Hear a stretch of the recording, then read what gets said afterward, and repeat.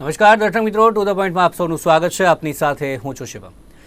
દર્શક મિત્રો, to the પોઈન્ટમાં વાત કરીશું આજે હીરા બજારની, કારણ કે જે પ્રકારે અત્યારે એક અહેવાલો સામે આવી રહ્યા છે, ખૂબ જ ચિંતાજનક માહોલ છે અને એક ભયંકર મંદીનો સામનો કે જે હીરા બજાર, ખાસ કરીને સુરતની આપણે વાત કરીએ તો તે કરી રહ્યું છે. 50 વર્ષમાં ઇતિહાસની આપણે વાત કરીએ તો આ પ્રથમ વખત એવો માહોલ છે કે જે ભારે મંદીમાં સપડાયેલું આ હીરા બજાર જોવા મળી રહ્યું છે. અને અનેક સંકટ કે જે આપણે વાત કરીએ, ટોટલ 17 લાખ જે રત્ન કલાકારો છે અને તેમાં જે પ્રકારે તેમનામાં સંકટ અત્યારે જોવા મળી રહ્યું છે. 18 મહિનાની વાત કરીએ તો 45 લોકો કે રત્ન કલાકારો કે જેમને આપઘાત કર્યા છે તે મામલો પણ સામે આવ્યો છે. ઘણી ફેક્ટરીઓ બંધ થઈ ગઈ છે અને મોંઘવારી જે પ્રકારે વધી રહી છે તેના કારણે પગાર કાપ મૂકવામાં આવ્યો છે. 50% જેટલો પગાર કાપ મૂકવામાં આવ્યો છે. આ સિવાય જે નોકરીમાંથી કાઢી મૂકવાની પણ જે બનાવો બન્યા છે ને તેના કારણે અનેક કોલ્સ પણ ખાસ કરીને આવ્યા છે, મદદ માટેના કોલ્સ કે જે રત્ન કલાકારો દ્વારા આવ્યા છે. જે આપણે વાત કરીએ તો 2 થી 4 ઘંટી ચાલતી હોય તેવી 90% એટલે કે 1000 ફેક્ટરીઓ કે જે બંધ થવા પામી છે. આ સિવાય જે હીરાની નિકાસની વાત કરીએ તો પહેલી વખત એવું બન્યું છે કે ગુજરાતમાં હીરાની નિકાસ 36.11% અને સાથે જે આયાતની આપણે વાત કરીએ તો તે 20.11% જેટલી ઘટી છે. તો જે પ્રકારે આપણે વાત કરીએ નિકાસની તો 2023માં 1.43 લાખ કરોડ હતી, ત્યારે વર્ષ 2024માં વાત કરીએ તો 1.15 લાખ કરોડ નિકાસ થવાની સંભાવના છે. એટલે કે એમાં જે ઘટાડો આવ્યો છે તેની આપણે ચોક્કસથી વાત કરી રહ્યા છીએ. તો જે હેલ્પલાઇન છે તેમાં 3000 કરતાં વધારે કર્મચારીઓ કે જેમના મદદ માટે ફોન પણ આવ્યા છે. તો વધતી મોંઘવારી એક મુખ્ય કારણ છે. એ ખૂબ જ ભયાનક મંદીનો માહોલ છે. ત્યારે આજની ચર્ચા એ જ રહેવાની છે કે કયા પ્રકારનો માહોલ છે, ખાસ કરીને રત્ન કલાકારોમાં કેવા પ્રકારનો માહોલ છે મંદીના કારણે અને કેવા પ્રયત્નો કરવા જોઈએ, જેવા પ્રયત્નો અત્યારે નથી થઈ રહ્યા જે હીરા ઉદ્યોગને ખાસ કરીને ઉપર લાવવા માટે. આની પહેલાં આપણે વાત કરીએ તો 2008-9ની આપણે વાત કરીએ તો એ અરસામાં પણ ખૂબ જ જે મંદીનો માહોલ જોવા મળ્યો હતો, પરંતુ તેના કરતાં પણ ભયંકર મંદીનો માહોલ અત્યારે હીરા બજારમાં ખાસ કરીને જોવા મળી રહ્યો છે. ત્યારે ખાસ કરીને એ જ વાત કરીશું કેવા પ્રકારનો માહોલ છે, કેવા પ્રયત્નો ખાસ કરીને કરવા જોઈએ મંદીમાંથી બહાર આવવા માટે, તે તમામ બાબત પર આપણે ચર્ચા કરીશું. ચર્ચા માટે 2 મહેમાન મારી સાથે જોડાઈ ગયા છે. ભાવેશભાઈ ટાંક આપણી સાથે જોડાયા છે, વાઇસ પ્રેસિડેન્ટ છે ડાયમંડ વર્કર યુનિયનના. સ્વાગત છે ભાવેશભાઈ. ત્યારબાદ મારી સાથે છે અરસીભાઈ સોલંકી મારી સાથે છે, તે રત્ન કલાકાર છે. અરસીભાઈ, આપનું પણ સ્વાગત છે. સૌથી પહેલાં ભાવેશભાઈ, આપનાથી શરૂઆત કરીએ. ભાવેશભાઈ, કઈ રીતનો માહોલ હાલ ખાસ કરીને જોવા મળી રહ્યો છે? કારણ કે જે પ્રકારે અહેવાલો સામે આવ્યા છે રત્ન કલાકારોની સ્થિતિ ખાસ કરીને આપણે વાત કરીએ તો તે જે ભૂતકાળમાં ક્યારેય નથી જોવા મળી તેવા પ્રકારની સ્થિતિ અત્યારે જોવા મળી રહી છે. આપની દ્રષ્ટિએ કેવી સ્થિતિનો સામનો હાલ હીરા બજાર કરી રહ્યું છે? હીરા બજાર છેલ્લા 2 વર્ષથી મંદીનો સામનો કરી રહ્યા છે. 2 વર્ષથી કારીગરો બેરોજગાર બન્યા, કારીગરોએ આત્મહત્યાઓ કરી, નાના મોટા કારખાનાઓ ઘણા બધા બંધ થઈ ગયા, જેના કારણે લોકોની રોજગારી છીનવાઈ. અત્યારે ગુજરાતની અંદર આપણે જોવા જઈએ તો ગુજરાત એક રોલ મોડલ તરીકે ઉભરીને ભારત દેશની સામે આવ્યું હતું એક સમય હતો. પરંતુ એના જ રત્ન કલાકારો આજે 17 લાખ જેટલા રત્ન કલાકારોની રોજગારી સંકટમાં છે અને 2 લાખ જેટલા રત્ન કલાકારોની રોજગારી જવાની શક્યતાઓ છે. તો ખાલી સુરતની અંદરની વાત કરીએ તો સુરતમાં જ આપણે 1 વર્ષમાં 45 કરતા વધારે રત્ન કલાકારોએ સુસાઇડ કર્યા છે. તો રત્ન કલાકારોએ જ્યારે અમે સરકાર પાસે પોઝિટિવ રિસ્પોન્સ અમારા માટે આવ્યો નથી, તો એના માટે અમે સરકારની જે કઈ આવેદનો આપવાના હોય, મુખ્યમંત્રીને કહેવાનું હોય, શ્રમ રોજગાર મંત્રીને કહેવાનું હોય, ઉદ્યોગ મંત્રીને કહેવાનું હોય, તમામ જગ્યાએ અમે રજૂઆત કરી છે. પરંતુ હજુ સુધી રત્ન કલાકારો માટે પોઝિટિવ રીતે જવાબ આ સરકાર દ્વારા આવ્યો નથી. રત્ન કલાકારો આજે જે રત્ન કલાકાર 30,000 નું કામ કરતો હોય એ આજે 15,000 પહોંચી ગયો, 20,000 પહોંચી ગયો. જે આજે સુરતની અંદર તમે વાત જો કરો તો સુરતની અંદર રહેવું ને એટલે એક પરિવારના 4 લોકો જો સુરતમાં રેન્ટથી ભાડેથી રહેતા હોય તો એને ઓછામાં ઓછી આવક 30 થી 35,000 ની હોય તો એનું ઘર ગુજરાન માંડ કરીને ચાલે. બાળકો ભણતા હોય, એમના માતા પિતા જે વૃદ્ધાવસ્થાની સાથે અહીંયા હોય એની સાથે હોય, એના મકાનના ભાડાની વાત કરીએ, અત્યારે મોંઘવારીનો દર ફૂલ રોકેટની ગતિએ વધતો જાય છે. મોંઘવારીનો દર અત્યારે તમે જોવા જાવ તો મોંઘવારીનો દર આસમાન ઊંચી પહોંચ્યો છે. એની સામે આપણા રત્ન કલાકારોના જે પગારો છે એ દિન પ્રતિદિન 2 વર્ષથી દિન પ્રતિદિન ઘટતા જાય છે. તો આ પરિસ્થિતિની અંદર કઈ રીતે રત્ન કલાકાર પોતાનું ઘર ગુજરાન ચલાવી શકે? કઈ રીતે રત્ન કલાકાર પોતાના ઘર ગુજરાન ચલાવવા માટે એના પરિવારને સહારો બની શકે? ઘણા રત્ન કલાકારો આનાથી નાસીપાસ થઈ અને ન ભરવાના પગલા ભરી એના પરિવારને છોડી અને આત્મહત્યા કરવાનો નિર્ણય કરે છે. એ બાબત પણ અમે સરકારને ધ્યાનમાં આપી કે રત્ન કલાકારો આત્મહત્યા કરી રહ્યા છે, એના પરિવારને તમે આર્થિક મદદ કરો. સુરતની અંદર તો 45 રત્ન કલાકારોએ સુસાઇડ કર્યા છે.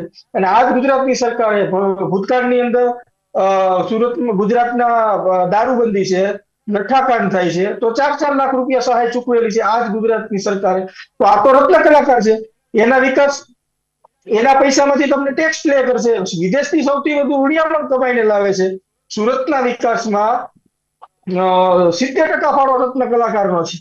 પેલા માનીએ છીએ બીજા ઉદ્યોગોનો પણ હશે, પણ શરૂઆતની અંદર જો પૂરજોશની અંદર હીરા ઉદ્યોગ અને રત્ન કલાકારોએ મહેનત કરી છે. એટલા માટે આજે સુરત વિશ્વની અંદર નામ ગાજતું કર્યું છે.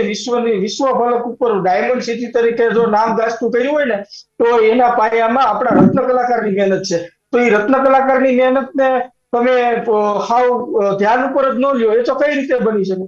2 દિવસ પહેલા જ એક આપણા અગ્રણી ઉદ્યોગપતિએ ભારત દેશના વડાપ્રધાનને એક ભારતની આકૃતિ વાળો ડાયમંડ આપ્યો છે, બરાબર? તો એ ડાયમંડ આપ્યો છે, તો ડાયમંડ ને બનાવનાર રત્ન કલાકાર છે. એ રત્ન કલાકારની સ્કિલ છે. એ સ્કિલ આ દુનિયાના કોઈ પણ દેશ પાસે નથી. તો એ સ્કિલ જો ભારત દેશના વડાપ્રધાન પાસે પહોંચતી હોય, તો આપણે કેમ રત્ન કલાકારોને સાચવી ન શકીએ?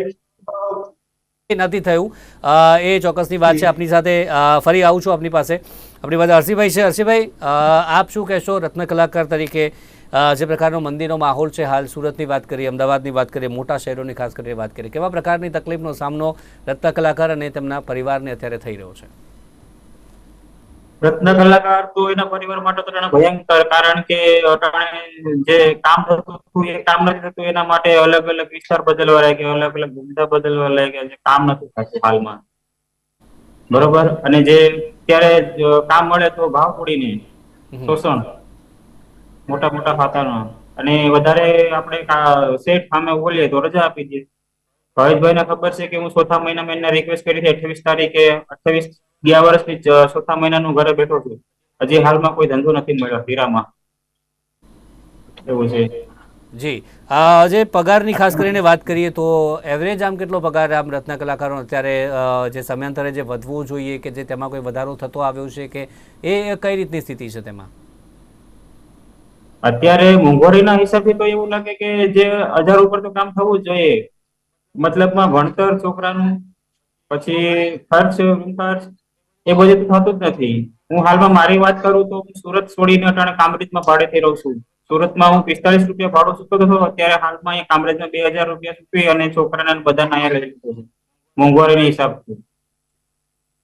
એટલા માટે કાંઈ નથી કામ કરતો, ઘરે જ છું. અને જાય ધંધા માટે તો કારખાના ચાલુ નથી થયા, અને જે મારો પોતાનું ખાતું હતું એ બંધ થઈ ગયું, એટલે હું કામ કરતો તે બંધ થઈ ગયું મોટી જેમ. જી, ભવેશભાઈ, જે વાત અત્યારે જણાવી હમણે હર્ષિભાઈએ કે બંધ થઈ ગઈ છે, ઘણી બધી ફેક્ટરીઓ પણ બંધ થઈ ગઈ છે. આની પહેલાં ક્યારે આ પ્રકારની મંદીનો સામનો કર્યો છે? આટલી બધી ફેક્ટરીઓ બંધ થઈ હોય, 50%થી નીચે, 50% કરતાં પણ વધારે પગાર કાપ થયો હોય, આવી મંદીનો સામનો પહેલાં ક્યારે કર્યો છે? જી જી, આવી મંદી ભૂતકાળની અંદર ક્યારે નથી આવી. આ સૌથી લાંબી મંદી છે. 2008માં જયારે મંદી આવી ને ત્યારે 5 થી 6 મહિનામાં, 7 મહિનામાં વધી 1 વર્ષની અંદર એ રિકવરી થઈ ગઈ હતી. પાછું માર્કેટ ધમધમવા માંડ્યું હતું. પાછા રત્ન કલાકારો પોતાના ધંધે ચડી ગયા હતા. રત્ન કલાકારોને કામ પણ થતા હતા, એના પગાર પણ વધી ગયા હતા. તો આ જે મંદી છે ને એ લોંગ ટાઈમની મંદી છે, અને આ મંદી દિન પ્રતિદિન બગડતી મંદી છે. 2008ની જે મંદી હતી ને એ 1-2 મહિના પછી સુધરતી મંદી હતી. પરંતુ આ જે મંદી છે, આજે તમે જે માહોલ જોઈ રહ્યા છો, આવતીકાલે શું માહોલ છે એ મને તમને કોઈને નથી ખબર. કારણ કે આપણો જે બિઝનેસ છે એ ઇન્ટરનેશનલ માર્કેટની અંદર બીજા કન્ટ્રીઓ સાથે સંકળાયેલો છે. તો બહારની કન્ટ્રીની અંદર યુદ્ધો ચાલુ છે. ઇઝરાયલ પેલેસ્ટાઇનનું યુદ્ધ ચાલુ છે, હમણાં સિરિયા એમાં ભળ્યું છે, યુક્રેન રશિયાનું વોર તો બે વર્ષથી આ ચાલુ છે. એટલે આ બધા ઇન્ટરનેશનલ ક્રાઇસિસો આપણે નડે છે. ચાઇનાએ કોરોના પછી માલ ખરીદવાનું બંધ કરી દીધું. અમેરિકાની ઇકોનોમી અત્યારે પડી ભાંગીને ભૂકો થઈ ગઈ. એમાં ઇલેક્શન હતા. હજી સુધી જાન્યુઆરીમાં લગભગ 19-20 તારીખે ડોનાલ્ડ ટ્રમ્પ શપથવિધિ કરશે. પછી શું રિકવરી આવે છે, યુદ્ધો બંધ થશે કે નહીં, પછીની ખબર પડે. પણ હાલની પરિસ્થિતિ એવી છે કે હાલમાં જે આટલી ભયંકર મંદી, હીરા ઉદ્યોગના જે 40-40 વર્ષના અનુભવ ધરાવતા જે કારીગરો છે, એ લોકોએ આટલી ભયંકર મંદી ક્યારેય નથી જોઈ. 2008માં સુધરતી મંદી હતી ત્યારે ભારત દેશના વડાપ્રધાન, ત્યારે આપણા ગુજરાતના મુખ્યમંત્રી હતા શ્રીમાન નરેન્દ્રભાઈ મોદી, એમને રત્નદીપ યોજના જાહેર કરી હતી. હું હમણાં જ એક પેપર વાંચી રહ્યો હતો, એમાં જ એક આપણા રાજ્યસભાના સાંસદ જેનું બહુ ઉદ્યોગમાં બહુ મોટું નામ છે, ઉદ્યોગના તમામ ઉદ્યોગકારો એને સન્માનની દ્રષ્ટિએ જોવે છે.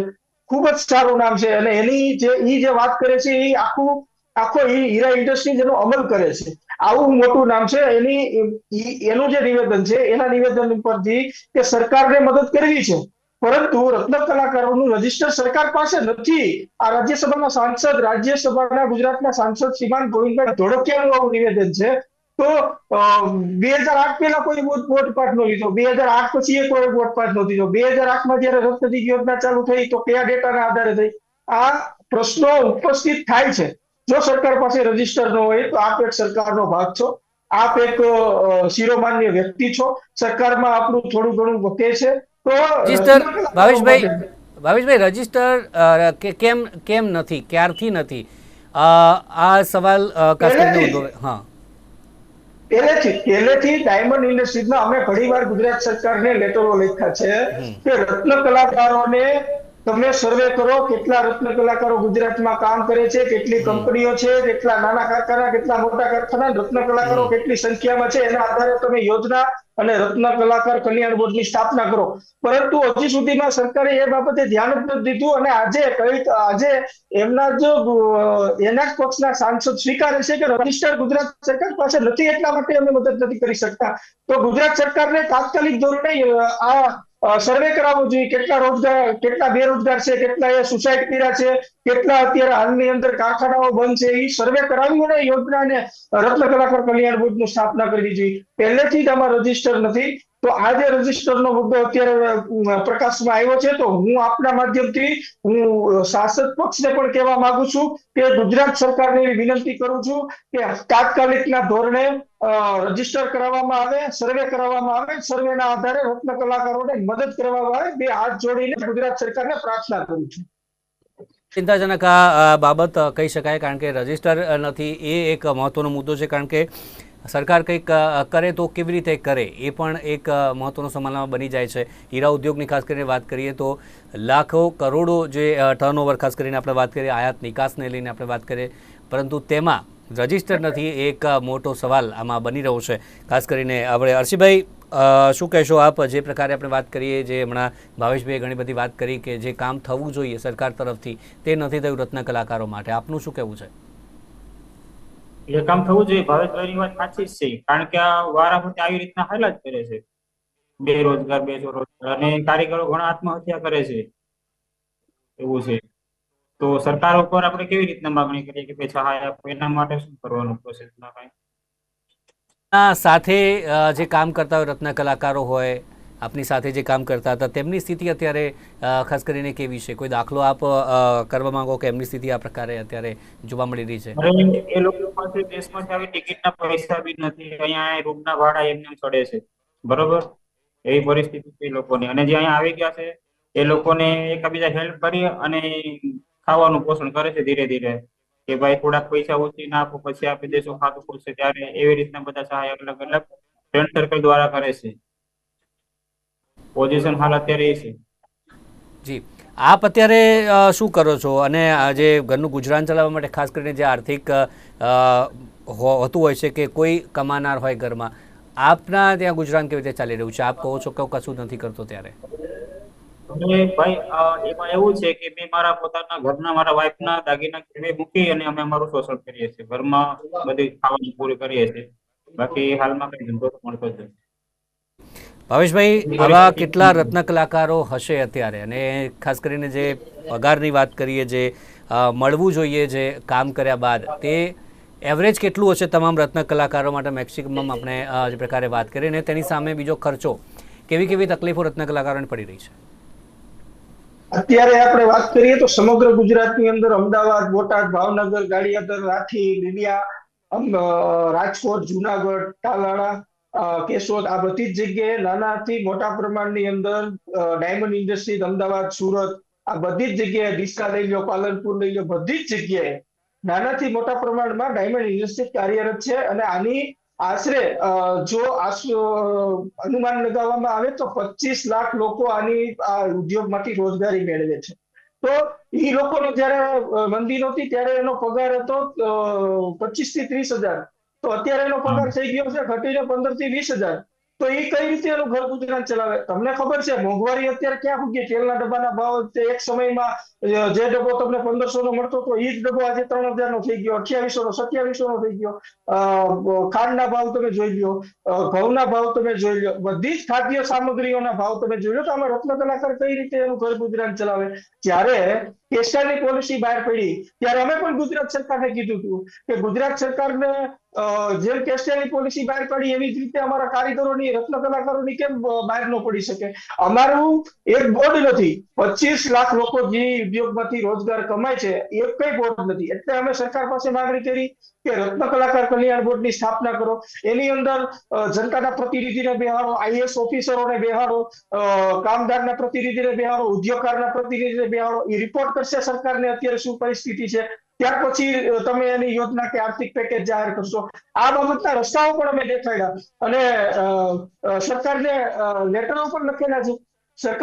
પણ લખેલા છે. કે વારંવાર અમે લેટરો લખી થાકી ગયા છે, છતાં પણ સરકાર આમાં ધ્યાન નથી દેતી. માત્ર ને માત્ર ઉદ્ઘાટન માટે તમને નેતાઓ નથી બનાવ્યા, માત્ર ને માત્ર કોઈ રોડ શો કરવા માટે તમને નેતાઓ નથી બનાવ્યા. તમને નેતાઓ બનાવ્યા છે ગુજરાતની ગરીબ અને શોષિત જે જનતા છે એના કલ્યાણ માટે, એના ભવિષ્યના નિર્માણ માટે તમને નેતા બનાવ્યા છે.